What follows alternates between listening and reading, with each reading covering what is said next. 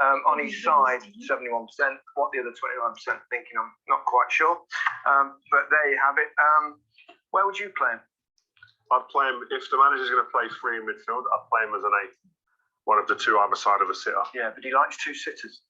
Generally, or would you like to see him shift from? I'd like to see one sitter and then 2 8s and then dominate possession a little bit. Yeah. I think we should do that. We've got the players to be able to do it. If you play the right players in let them have their wings, go for it. You could probably convince the nation if you were Gareth Southgate and said, listen, these players are exceptionally talented. They're very young, inexperienced, probably a bit early for them yet. Perhaps we can just go and see how they go. We'll try and outplay teams and outscore them. Good luck with that. Go. No, but you're England manager, Gary. You're England manager. You have to be negative, do you? No, not negative. You've got to get results. Yeah, you've got to get the right results, and you're playing against the top teams. You know, a lot of top. So you wouldn't play that way. You play what? No, I'd play 2 inside forwards, but I'd play 2 behind as well. So I'd play it square. Yeah, well, I don't have wing backs in there. I think we need another show for the way that Glenn would explain his teams. Yeah. The depth is. He dissected it in the No, but Mason Mount would be one of them. More importantly, Mason Mount would be one of those.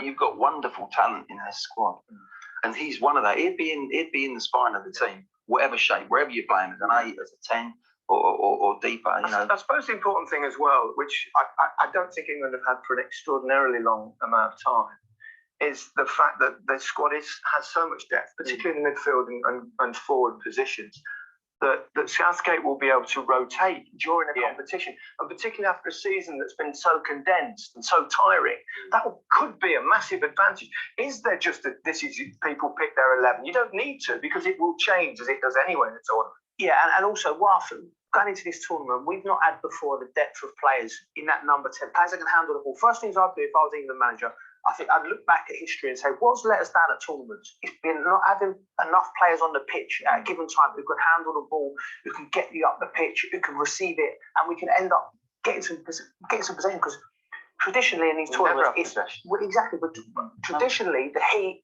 it's on you. You need to hold the ball. So first things I would do, I'd get Mason Mount, Jack Grealish, Phil Foden, and Maddison as well, provided he comes back into the form. Then 4, and I'd have 3 of them on the pitch at any given time, whichever system you play, relating to what opposition is. You know, because it's very different to play in Scotland or to play in France or Portugal in a semi-final. But you're not going to be like Scotland.